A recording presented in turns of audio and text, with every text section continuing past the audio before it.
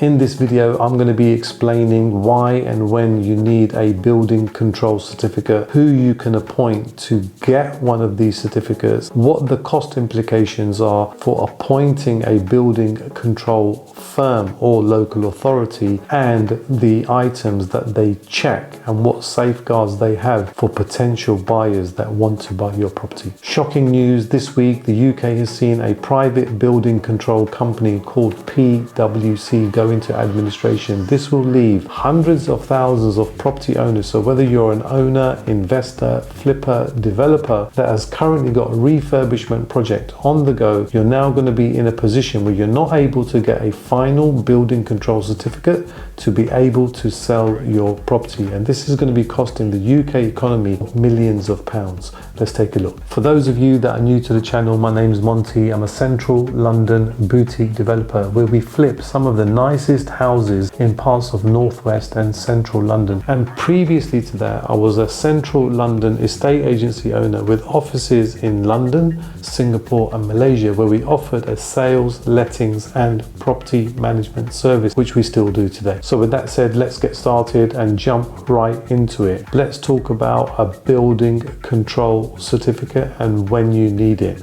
There's two types of property renovations. The first one is what I would call internal renovations. This is where you may own a property, whether it's a house or a flat, and some of the owners may want to do some upgrades, and this could include a new kitchen or a new shower, and for something like that you don't need a final building control certificate. What you may need, and what I would recommend, is serving a building notice with the local authority. This tells the local authority that you're planning to do works, and they will confirm whether you need an inspector to come and sign off or check as that work goes on.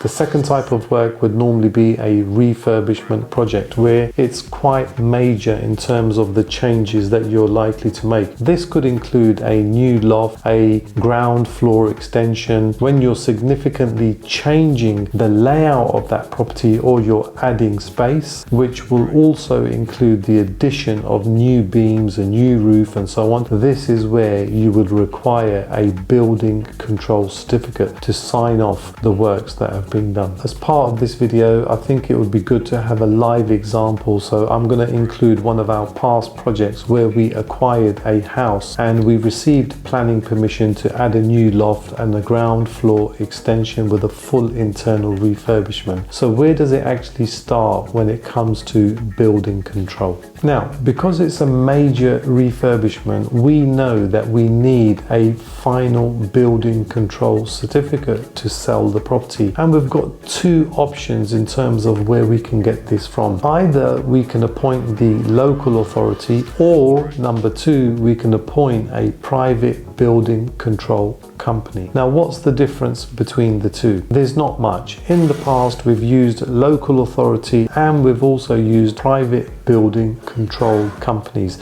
I've actually also used PwC, which is the company that's gone bust, and I'm going to be sharing the nightmare that I had with them and the early warning signs that we had from them about 2 years ago. I think it's important to understand the role of a building control officer, and his main purpose is to make sure that your builder or contractor is working within the building regulation guidelines in terms of finishes, materials used, and how things are constructed and put together. That is the key. For example, in this house we've got a new loft and a new ground floor extension, and it will be the building control officer's responsibility to make sure that certain stages of the loft and the ground floor extension are complying with building regulations. Coming back to the options of going with a local authority or a private building control company, the main differences are going to be the price and potentially the lead time and the convenience. In the past, when we've used a local authority, we've always experienced a high level of service, but we've also experienced a few hurdles too. And one of the biggest hurdles that I remember that we faced was the delay where the officers couldn't attend for 3 to 4 days, which meant that our project stopped. It cost us money, and I thought it was a good time to try a private building control company. So on this particular project, it's a great example because we're using PwC, the company that went bust. And I'm going to be sharing the nightmare that we faced to get our final building control certificate. When you're using a private building control company, there's an application form that needs to be completed. The company then takes normally 2 to 3 days to turn it around and submit that to the local authority. So that means that you can't start work for 5 days. The difference between the two, if you go with the local authority, it's 2 days, and if you go with a private building control company, it's 5 days before you can start work. So looking at this project, we've got two major changes here. One is the new loft, and the second is the ground floor extension. Let's take a look at the loft. So what inspections do building control take for a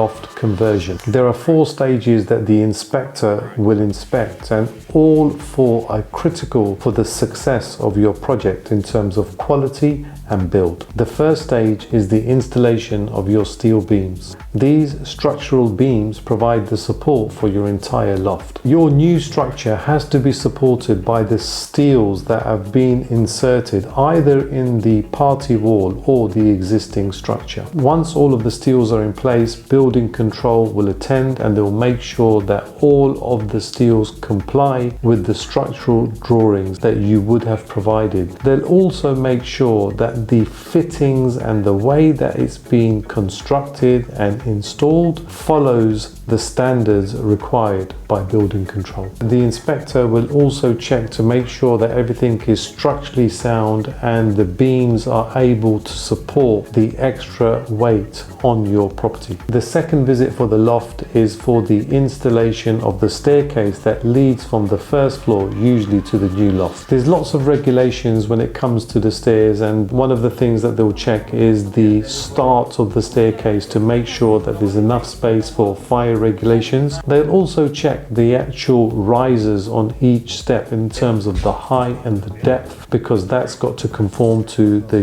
UK standards as well. And then they'll also be looking at the height of the banisters and making sure that the spindles have got enough width or they're not too wide. So that's an extra safety precaution that needs to be signed off. The next visit is going to be for insulation, and this is the walls and also the ceilings, and it's quite important that this is done correctly so the heat is retained within the house and the insulation is done correctly. This is also measured in U values, and it's quite important that your architect is involved here and also your contractor is fully aware of U value calculations. Building control will also want to come out before the walls are actually plastered so they can check the insulation. And sometimes the private building control companies, they're okay to just receive a photo, which is something that PwC have often done in the past. And that's actually quite dangerous because now that they've gone bust, how do you actually prove that the insulation has been done correctly on a project that you've already skimmed and potentially painted? So this is going to be a hurdle and a challenge for some of the unlucky property owners that find themselves in a situation of PwC going bust, and they've now got to try and find an alternative solution, maybe with the local authority. The fourth and final inspection for the loft is going to be once it's completed, and the officer will come and inspect to make sure that the windows are correctly installed, the heights of sockets from the floor are at a certain height which is accordance to British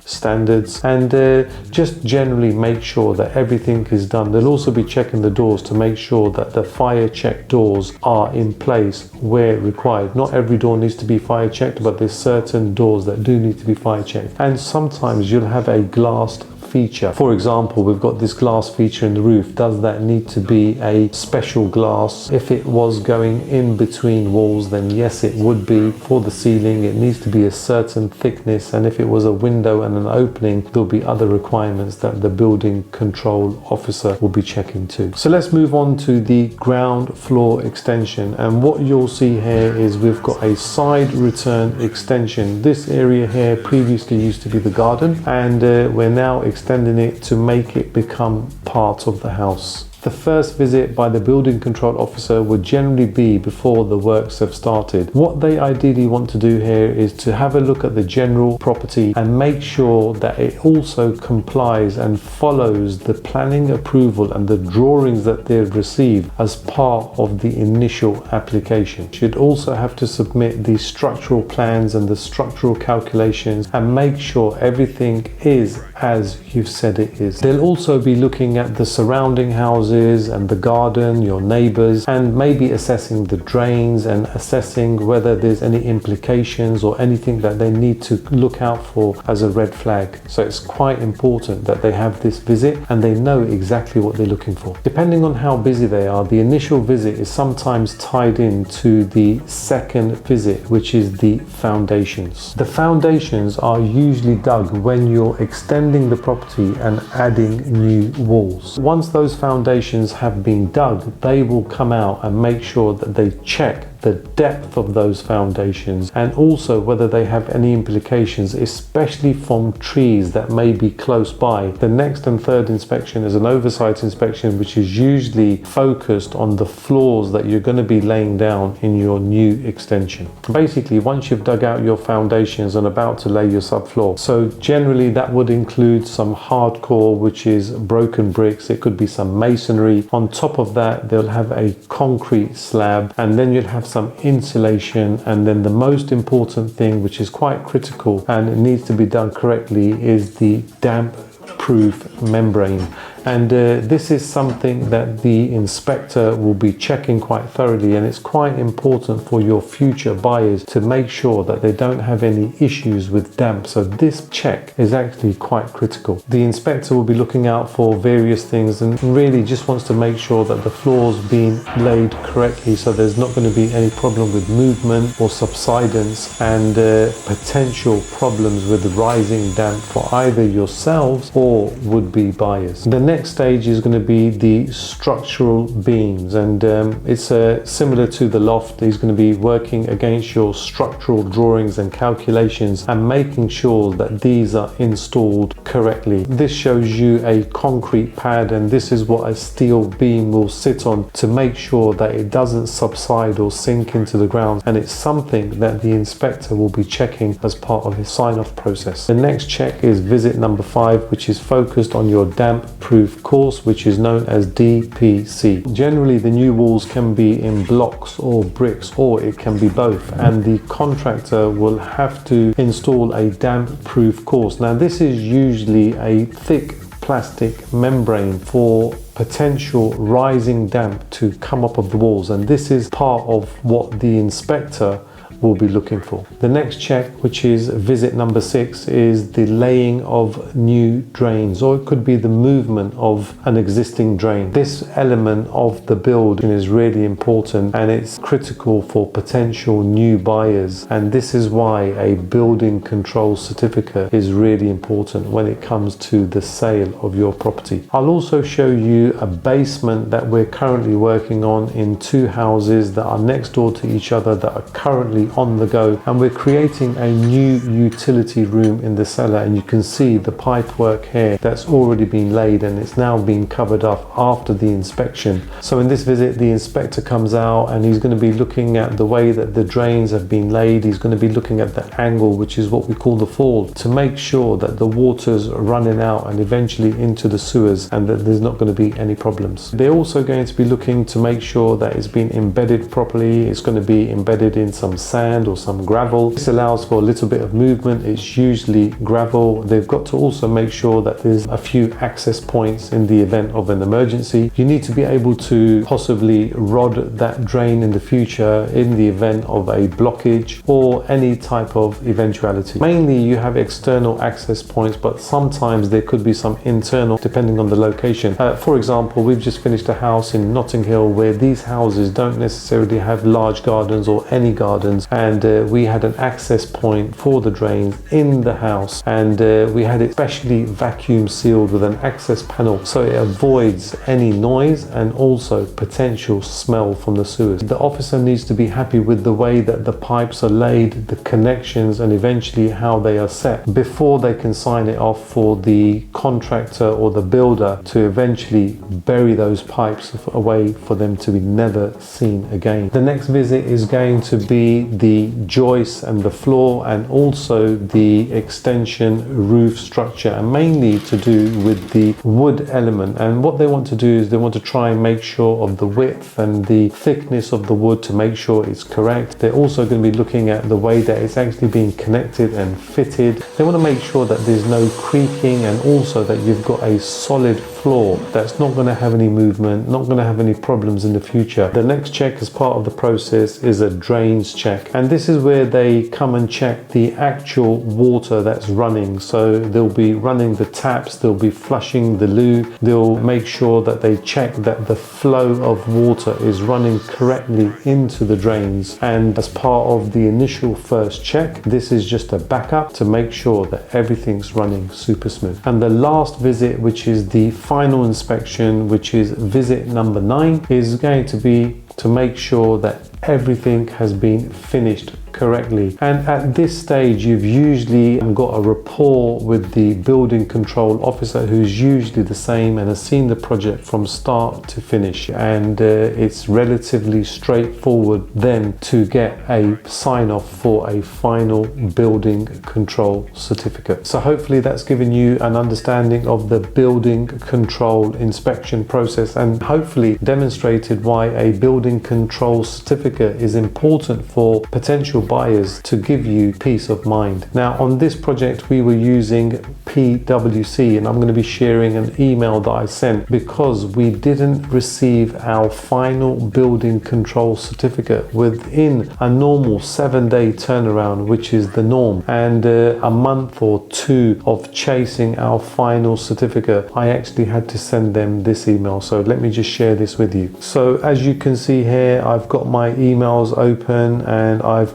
clicked on this one here. These are a couple of emails which are changing, so let's just click on this one and it opens up an email here. So what we've got here is we were chasing our certificate and there was nothing coming back, and 2 months later we still had no certificate, and we were getting close to completing on the sale of our property. So what I did was I initially, let's go back to the 11th of October. Good afternoon, Andre, please can you send me a certificate? No response. Here we got a response saying, Daniel, thank you for your email. We need architect's drawing. That was on the 12th of October. And then this dragged on for a while. Eventually, I basically had to get involved, and this is where I get involved. And I highlighted it in yellow just to get their attention. And that was on the 7th of November. And I bypassed the inspector and I moved to a lady by the name of Rachel.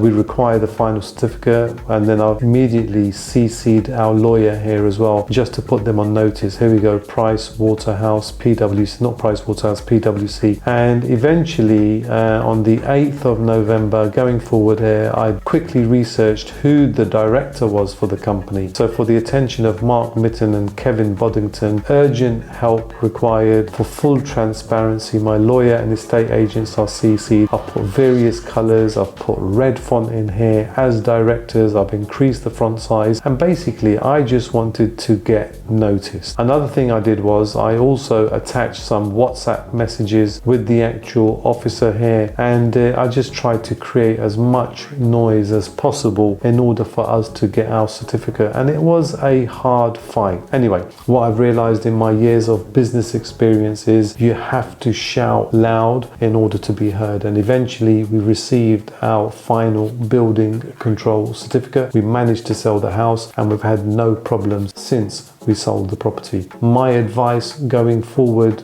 to you as potential refurbishment project owners, investors, flippers is potentially go with a local authority, because you know you've got a solid background there. Because it's the local authority, they're going to be backed by the government. Or if you go for a private building control company, make sure you do your due diligence. My opinion going forward is I think I'm going to be going with the local authority, because at least they're backed by the government and you know that they're not going to be going bust. I hope you found this video informative. Make sure you share, like and subscribe, and if you've got any views or any questions, put them into the comments below and get the dialogue going. With that said, my name's Monty and I'll see you on the next episode. Take care. Bye.